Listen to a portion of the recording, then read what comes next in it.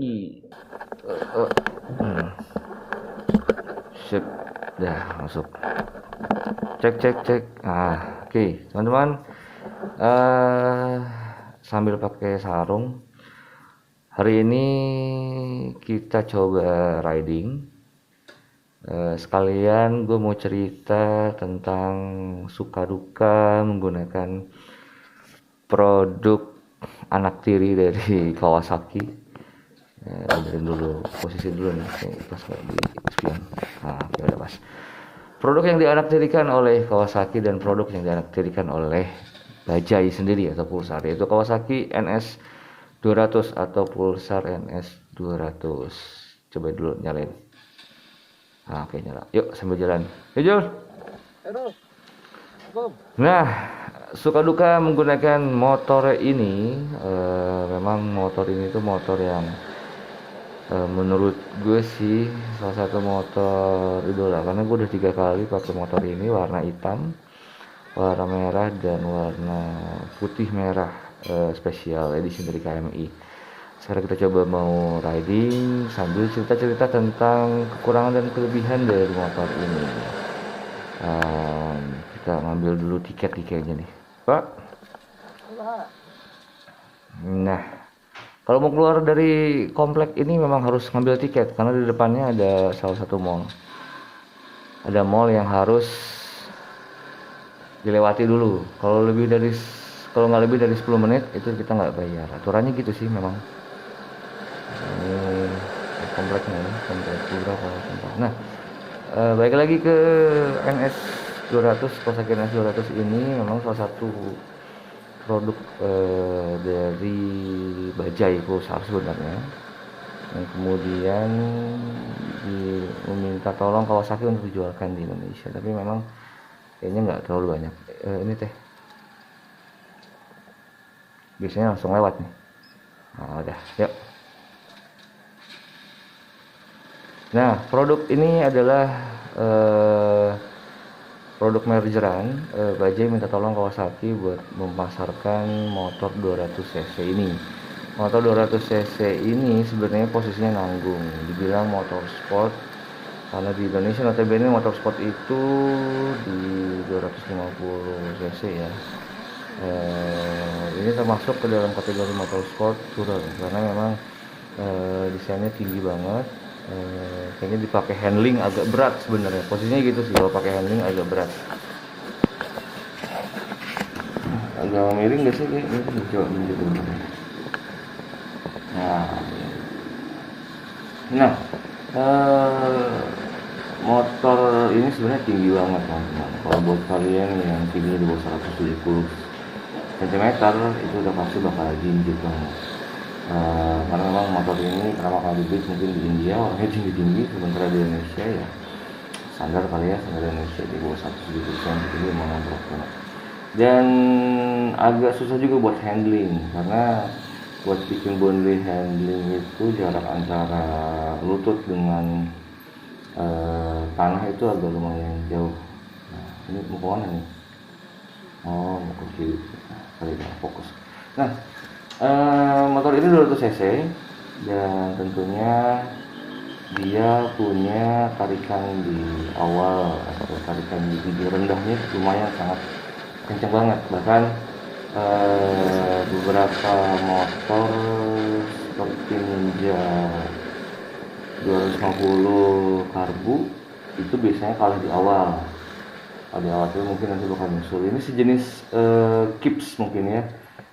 Kipsnya di Ninja 2 tak. Beberapa Ninja 2 tak itu udah punya teknologi kips. Ini hampir mirip. Jadi tarikan di awal itu dia kencang banget, padahal ini 4 tak ya, bukan 2 tak. Itu salah satu keunggulan dari motor ini. Keunggulan kedua dari motor ini adalah dia irit, super irit banget. Kenapa gue bilang irit banget? Karena dia punya turbo busi, jadi pembakarannya jauh lebih efektif. Nah, pembakarannya jauh lebih efektif dengan turbo busi. 1 liternya itu bisa sampai 35 sampai 42 km. Bahkan iritnya agak mirip dengan motor Matic FI. Nah, berbicara tentang FI, motor Kawasaki NS200 ini muncul pertama kali tidak dengan versi atau varian FI. 2013 muncul di. Nah, motor ini tuh pertama kali muncul tahun 2013 itu versi karburator. Kemudian yang FI ini muncul dari tahun 2016, tapi mungkin hanya beberapa bagian. Ada beberapa teman-teman di komunitas yang dia sudah bisa menikmati motor yang NS200 FI. Karena memang agak jarang. Beberapa produk ini memang agak ramai di Malaysia dengan merek Modenas. Ada versi NS, ada versi RS yang full fairing. Nah, untuk tadi kita berbicara tentang dua kelebihan. Pertama adalah dia tarikan awalnya seperti Gibbs Ninja 2 tak. Kemudian yang kedua dia irit karena businya ada 3 pembakaran yang lebih efektif. Nah, keunggulan yang ketiga dari motor ini adalah apa ya? Mikir-mikir dulu.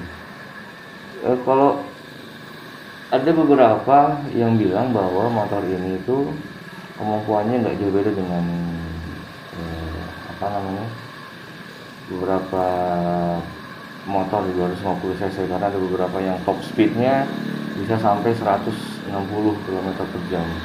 Tapi kalau gue sih belum pernah sampai kayak begitu ya, karena ngeri juga gitu 160 km per jam tapi dengan posisi motor yang super tinggi kayak begini gitu, agak ngeri juga, nggak bisa napak sih. Karena tinggi gue cuma 167 cm dan itu agak riskan juga. Paling banter bisa tarik sampai 120 km per jam dan itu pun harus di jalanan yang lurus dan kosong. Sementara kita tahu sendiri di Indonesia sulit sekali untuk mendapatkan jalan yang lurus seperti itu. Ya, sekarang kita berbicara tentang kekurangannya. Nah, ini kekurangannya nih yang tadi gue sebutin. Pertama adalah soal tinggi motor ini. Karena tingginya tinggi banget, yang di bawah 170 cm itu udah jelas bakal mentok, bakal jinjit, nggak bisa napak dua kaki, paling banter juga satu kaki bisa napak. Itu yang pertama. Yang kedua adalah beratnya minta ampun. Motor ini lumayan agak berat, itu yang bikin jadi handlingnya tuh agak kurang. Tambah lagi desainnya dia tidak menyediakan corong atau lubang yang aerodinamis, jadi ketika handling atau lagi naik jalan layang kena angin dikit tuh gibeg, kalau kata orang Sunda tuh gibeg, jadi agak bakalan kena angin karena dia nggak aerodinamis. Beda dengan beberapa motor fairinger seperti yang gue apresiasi sih GSX 150 R, itu dia udah punya sistem aerodinamisnya. Angin tuh dia masuk ke dalam bodi dan bisa aman gitu, nggak tabrakan dengan angin.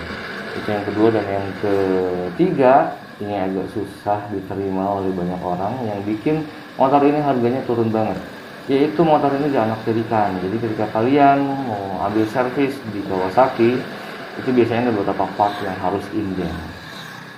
Tapi jangan khawatir, karena kalau kalian mengenal lebih dekat lagi dengan NS200 ini, kalian juga akan mengenal banyak bengkel-bengkel komunitas yang menyediakan spare part servis secara berkala dengan sangat baik. Karena Pulsar taruhlah di kota Bandung mungkin ada beberapa tempat yang ready buat servis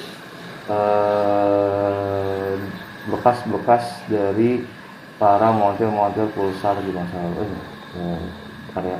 Kayaknya harus ke Borma dulu deh kita. Nanti udah disini kita lanjut lagi di depan.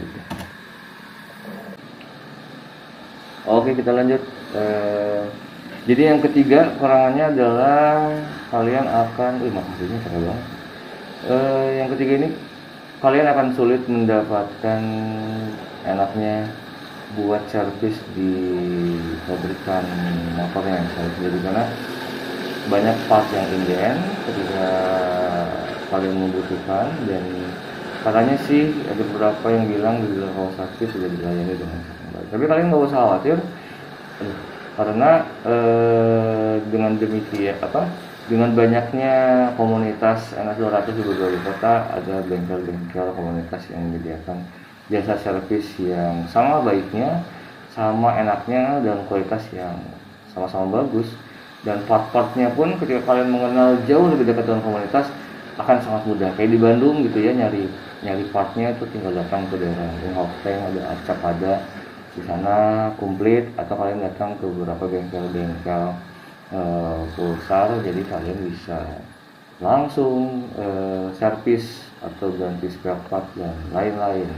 Ini mataharinya kenceng banget ya. Sorry mungkin ya. Oke, mungkin itu dulu deh, sekian dari gua, mungkin nanti kita lanjut lagi. Barusan perjalanan dari rumah menuju kantor dan sekarang gue mau masuk kerja dulu, nanti habis itu kita lanjut lagi. Oke, thank you. Kita dulu kanan, oke masuk, masuk keluar dari belakang. Buat kalian yang penggunaan A100 boleh komen, like, subscribe di bawah ini ya, jangan sungkan. Oke, udah nyampe kantor, sekarang buka helm dulu.